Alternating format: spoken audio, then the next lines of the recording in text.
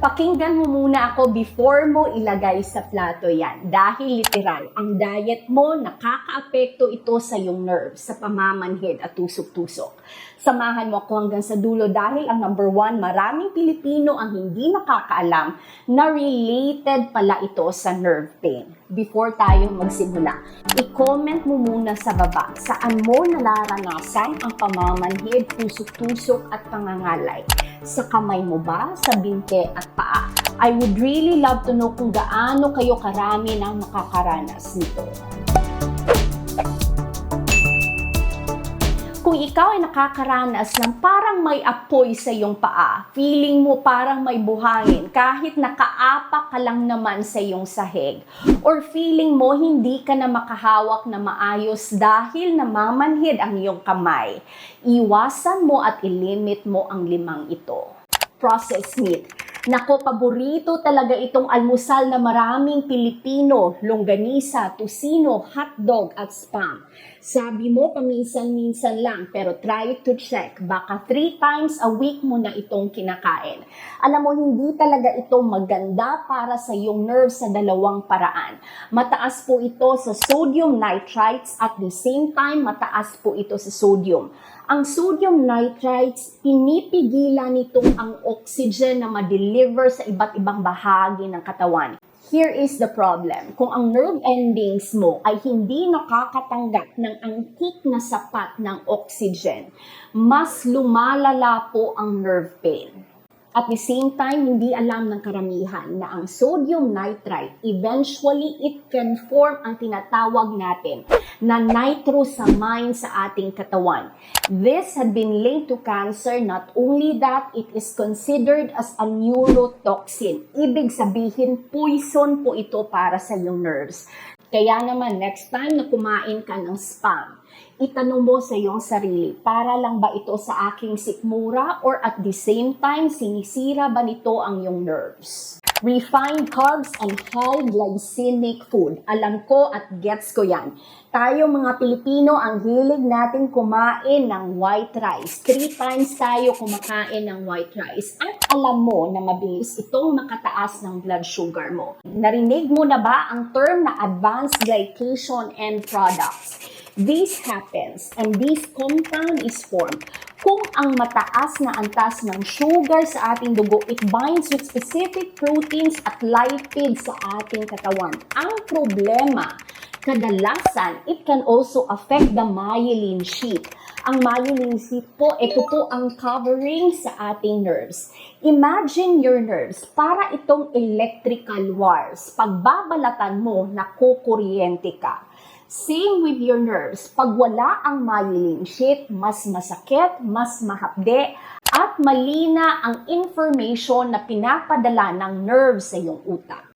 At nakita sa pag-aaral na nailathala sa Journal of Frontiers of Endocrinology na ang mataas na antas ng advanced glycation end products sa ating katawan, it is highly linked to peripheral neuropathy even for those 20 years old. Yes, tama po, hindi kailangan na may edad na para makaranas ng pamamanhid at tusok-tusok. Pero here is a simple switch that you can do. Pwede mong palitan ng brown rice ang white rice mo or palitan mo ng kamote or sweet potato dahil mas low glycemic index po ito. Ibig sabihin, mas mabagal nitong mapataas ang antas ng sugar sa iyong dugo.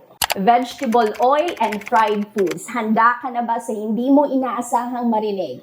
Ang problema po, hindi ang fried chicken at hindi ang chicharon. Ang problema, ang mantika na ginagamit mo sa pagluto nito. Dahil alam mo ba, ang mga oils which are being marketed to us to be healthy, tulad ng sunflower oil, canola oil at vegetable oil, mataas po ang antas ng omega-6 fatty acid nito. At nakita sa pag-aaral na nailathala sa American Academy of Neurology na ang mataas na antas ng omega-6 fatty acid, it can lead to hypersensitivity sa iyong nerves. Kaya naman nakakaranas ng pamamanhid, tusok-tusok at burning sensation sa iyong paa. Ito ang nakakaalarma dahil ang usual Filipino diet, mataas tayo sa omega-6 fatty acid. Ours is 10 to 20 times more elevated as to normal.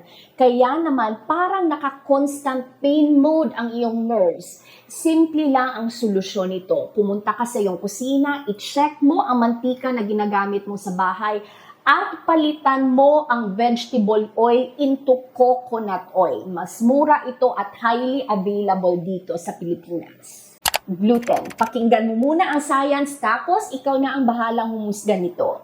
Ang gluten po, these are natural occurring compounds na makikita natin sa wheat bread and even white bread. It is responsible to make the dough elastic and to make it grow.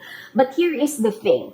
May tinatawag tayo na gluten neuropathy kung saan may autoimmune response ang ating katawan every time kakain ka ng mga products na naglalaman ng gluten. At nakita sa pag-aaral na for those patients who have gluten neuropathy, it can actually increase peripheral neuropathy symptoms by 55%. Pero ito ang problema, dahil marami po ang undiagnosed gluten neuropathy. Kaya naman, ang gusto kong gawin mo, try to observe. Iwasan mo munang kumain ng tinapay and see if it can improve your symptoms. Dahil alam mo naman tayong Pilipino, tinapay sa merienda, pandesal sa umaga at pasta during special occasions. Number 1, alak. Marami sa inyo ang hindi nakakaalam kung gaano ito kasama para sa iyong nerves. It works in 3 ways. Number 1, ang alak, napipigilan niya ang absorption ng vitamin B1 or thiamine sa iyong bituka. Napipigilan niya ang storage ng vitamin B1 sa iyong atay at napipigilan niya ang conversion ng vitamin B1 into active form.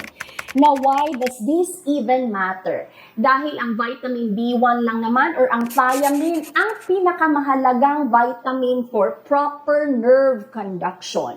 Kung kulang ng vitamin B1, hindi maayos ang electrical impulse sa iyong nerves. Kaya nakakaranas ng pamamanhid, tusok-tusok at parang sinusunog ang iyong paa. If sa kasalukuyan nakakaranas ka ng pamamanhid at tusok-tusok, may iniinom kang gamot for nerve pain such as pregabalin, pero patuloy pa rin ang pamamanhid at tusok-tusok sa iyong kamay at paa. Ito po ang dahilan.